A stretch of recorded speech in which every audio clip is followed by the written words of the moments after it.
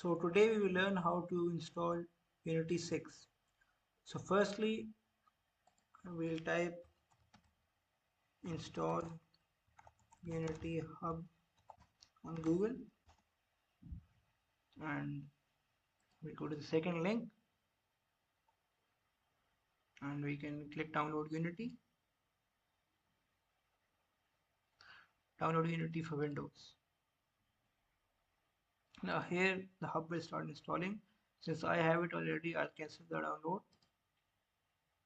So once you have the hub installed, you can go to the Unity Hub, and here in the installs section you can go to official releases and click install editor. Here you can see you have Unity 6. You can click install to install Unity 6.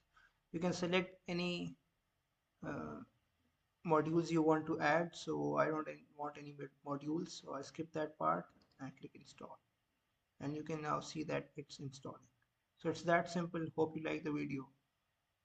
Like and subscribe.